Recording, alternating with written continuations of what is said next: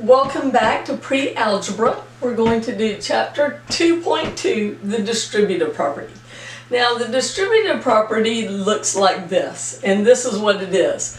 If you have something outside of parentheses, it goes for everything in the parentheses. So we have A times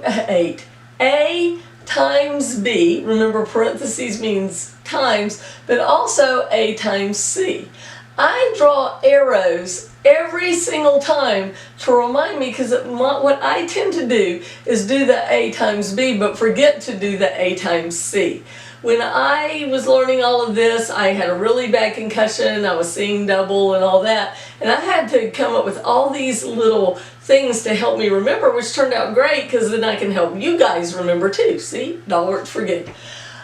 So here's an example problem. 3 times x plus 7. So first I would draw my parentheses and then do 3 times x is 3x. Remember, you just write numbers next to letters if they're multiplied. And then 3 times 7 is 21. You have, that plus is still there. Whatever sign, you put that still there. And you can't do anything else, because unless they have the same letters with the same exponents, you cannot add them. You can multiply but not add. Okay, now here's another one. Here they wrote the -2 in the rear. I can't take that, my dyslexic self. So the first thing I do is move that thing to the front, because then it keeps me organized. So now I draw my arrows. -2 times n is -2n. And -2 times +4 is -8. And that's the answer, -2n minus 8. You call it a minus when it's in the middle, negative when it's in the front. Okay, let's do this one. Step 1, draw the arrows. Step 2, -5 times 2y is -10y. -5 times -3, what do two negatives make? A positive. And 5 times 3 is 15. So here's our answers. We'll box them. It makes it look prettier. All right, so now we'll apply this to an area problem. Remember, what's the formula for area? Length times width, by tradition written in cursive. All right, so I'm going to multiply these two things together.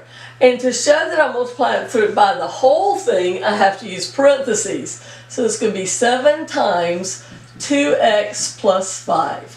I draw my arrows. 7 times 2x is 10x. 7 times 5 is 35. Whoop, whoop, whoop. More fun with sound effects. Okay, here is our area of a triangle. And remember, area of a triangle equals 1/2 base times height. Also, by tradition, written in cursive, right? So it's 1/2 times 12 times 8 minus 3y. Remember our property that was the order doesn't matter property? Because of that, I can do this first. To multiply by 1/2 is the same thing as to divide by 2. 12 divided by 2 is 6.